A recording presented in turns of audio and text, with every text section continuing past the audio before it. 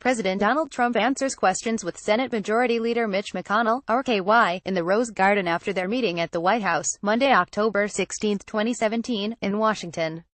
AP photo. Even Vucha, Washington. AP. Donald Trump and Mitch McConnell reaffirmed their alliance of necessity Monday in a raucous Rose Garden news conference that also underscored their sharp differences. The garrulous president claimed they were longtime friends, now closer than ever. The reserved Senate Republican leader allowed that they share goals and speak often. It was a spectacle that mesmerized Washington, as Trump and McConnell appeared side by side for more than a half hour, the president tossing off answers, sometimes mini-speeches, on all topics while McConnell, disciplined as always, delivered brief, scholarly explanations about the legislative process and the risks to their party of nominating candidates who can't win.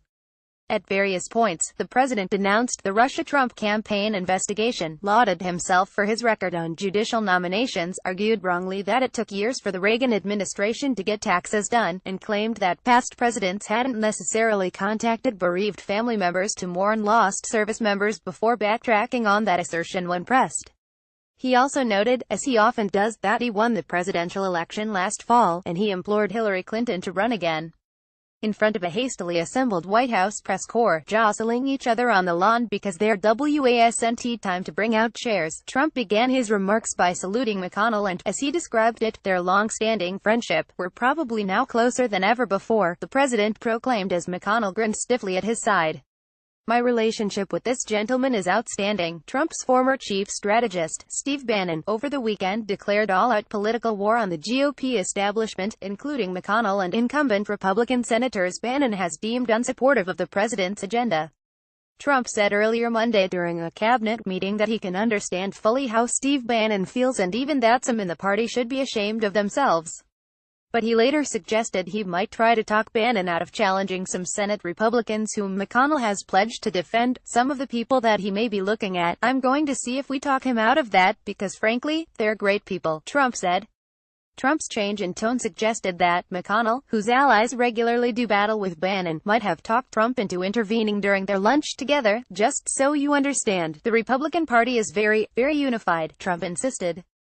McConnell took the opportunity to lay out, for the public and for the audience of one standing beside him, why he and GOP allies work to protect Senate incumbents.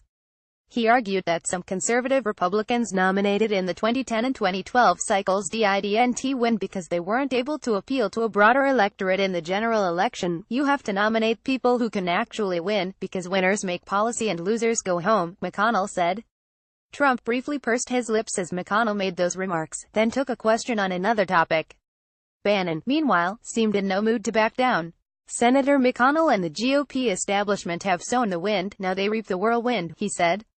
Bannon's Breitbart news site also reveled in the attention. "Bitter Mitch triggered by Bannon," one of its Monday headlines read.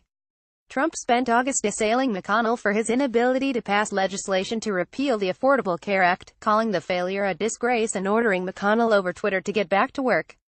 For his part, McConnell has complained that Trump had excessive expectations for how quickly Congress could act. Nevertheless, the Kentucky senator seconded the president's latest views. "Contrary to what some of you may have reported, we are together, totally, on this agenda to move America forward," McConnell said. It was not clear what led to Monday's sudden question-and-answer session, which followed lunch between McConnell and Trump at the White House.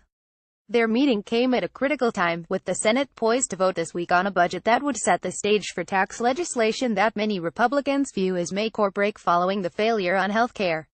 Both McConnell and Trump recommitted themselves to the goal of passing a tax bill by the end of this year. The last time McConnell was at the White House was early last month. On that occasion, Trump bypassed him and Republican House Speaker Paul Ryan to cut a deal with the Senate's Democratic leader, Chuck Schumer, and House Minority Leader Nancy Pelosi on debt and spending. That kicked off a brief period when bipartisanship was in the air in Washington, and it seemed possible that Trump would make common cause with Democrats at the expense of Republicans on other issues, too. But the suggestion of a deal on immigration appears to have fallen apart. Questioned Monday about Schumer and Pelosi, Trump replied, "Well, I hope to have a relationship. If we don't, we don't." However, he claimed that his recent action to shut off certain payments to insurers under the Affordable Care Act, denounced by Democrats as sabotage, was forcing bipartisan talks. Indeed, there may be a renewed focus on Senate bipartisan negotiations aimed at addressing the payments, which go to subsidize costs for low-income people. Because of that, people are talking now. Democrats are talking to the Republicans, Trump said, contending that a short-term fix would be followed next year by ultimate success in repealing Obamacare, and asserting with no evidence, as he's done in the past, that the votes are there now to repeal the law. Trump also denounced the investigation into his campaign's involvement with Russia, being conducted by a special counsel and gopaled congressional committees. The whole Russia thing was an excuse for the Democrats losing the election, he said. There has been absolutely no collusion. It's been stated that they have no collusion. They ought to get to the end of it, because I think the American public is sick of it. By Erica Werner, AP congressional correspondent _____. Associated Press writer Jill Colvin contributed to this report. Related.